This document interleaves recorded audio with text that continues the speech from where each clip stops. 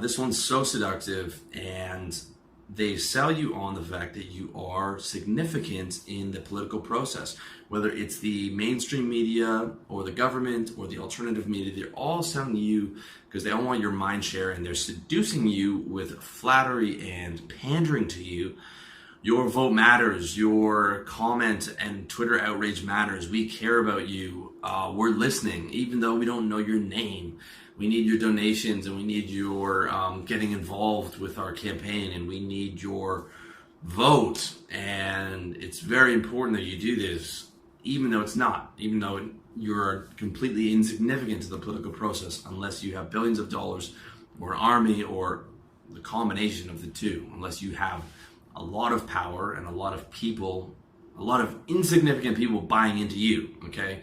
The leaders of the movement are significant, but you're not, all right? But you are sold on the fact that you're significant, and it's so seductive, okay?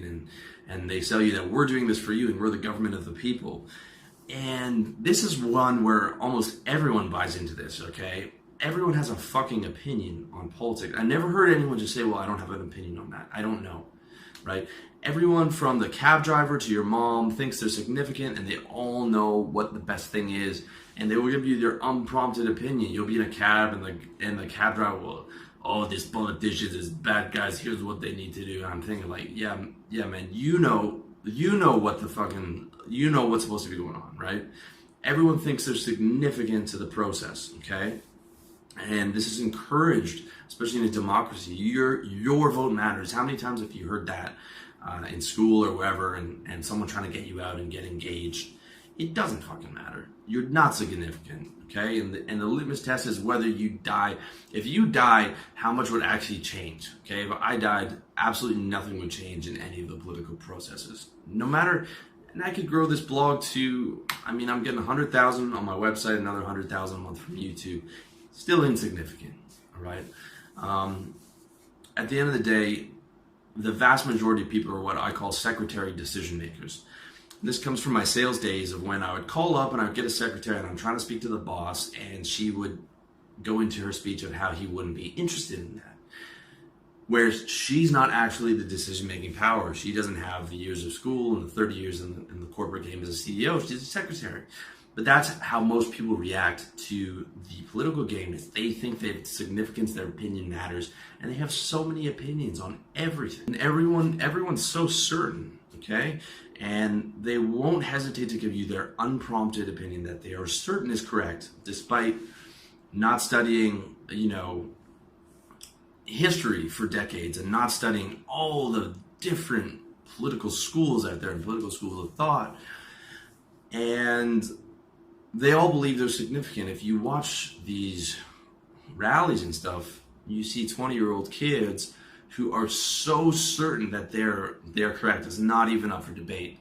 And the people who disagree are evil, and they are significant, and they're getting involved as significant.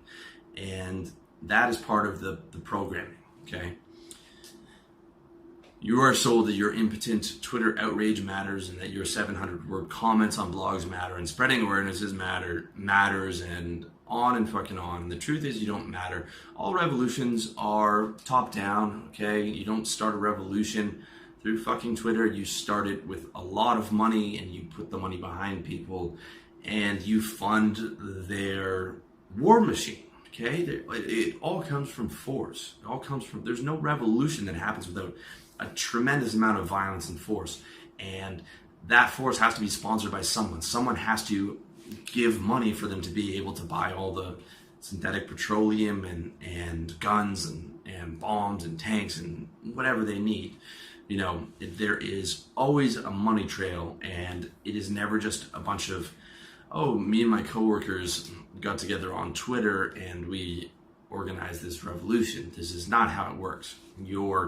The people at the bottom are completely insignificant to the political process, okay? And again, I'm not talking about ever starting a revolution or any kind of violence, because that is not the way that I want to live, and it's not the way that I think you should live, and I'm going to get into more of that in part 3.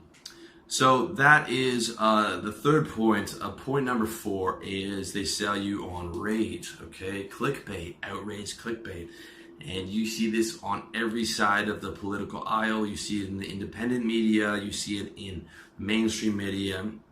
You've got a lot of people whose life isn't going well and they're angry at the world. And something catches their eye, right? An article catches their eye. It's angry and it touches that political button that they've been hurt before by, women or men or whoever. And then you're brought in and you pick an enemy and you dehumanize the other side. Okay, like a radical feminist might see someone like me, despite having no political interest, as an agent of the patriarchy and a dude bro or a douchebag or a whatever the word is, without even knowing it, okay? Because I look like the enemy, and because they have polarized themselves, put themselves into this camp, and anyone who's outside of that camp is the enemy. So, and the enemy is evil, and the enemy is wrong, and they are outraged, and they are looking to attack that enemy.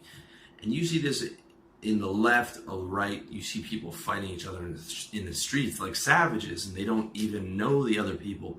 They just know that those people are the enemy, they're evil, and they are outraged, and they want those people to pay. And those are the kind of people who start killing people, okay?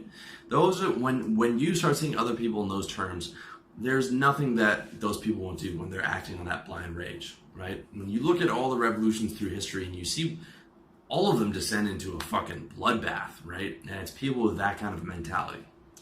And when you really polarize, there are so many things to be angry about, okay? That you've got the trope of the angry feminist, because literally when you are that polarized, you can look around and get angry over everything. So these people, and it's not just the left, it's the right, it's everywhere. These people are living in fucking rage all the time because there's always something that they can focus on and be angry about, and they're addicted to being angry, and that is how they stay in that movement, and that's how they stay bought in, okay?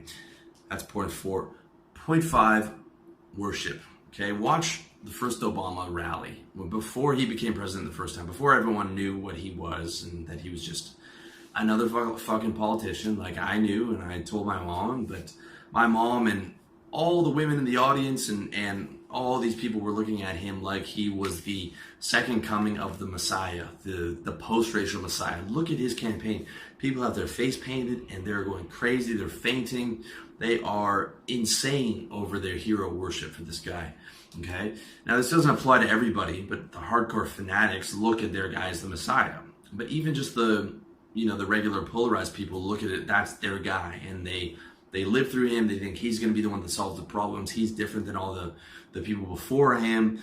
He's going to protect us. He's going to do the right thing. And they worship him. It's really only depending on the degree of worship, okay? And he's seen as the father figure, the mother figure of what they believe is their tribe, okay? It's not their tribe, but they believe it to be their tribe. Number 6 is belonging. So a weak-minded person always believes and clings to a cause. You rarely see strong independent people joining a group or joining a cause because you take care of yourself.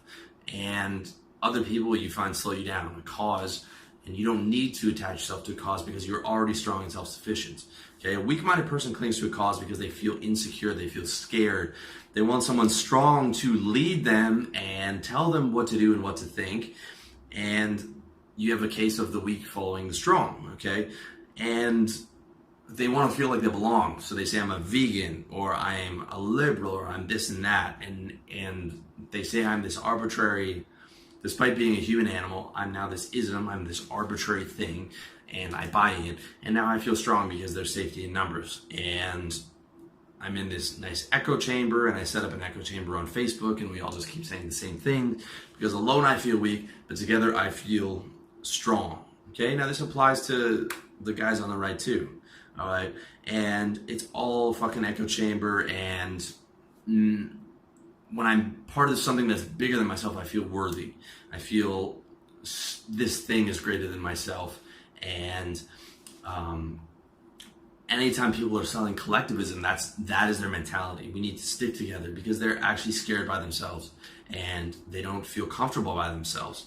And you look at any guy who identifies as a winner, he is not, his loyalty is to himself and like the people that he knows. It's not to this giant collective, all right? The people that are loyal to that collective are people who feel scared and they feel like they want to belong to something and be part of something that makes them feel secure.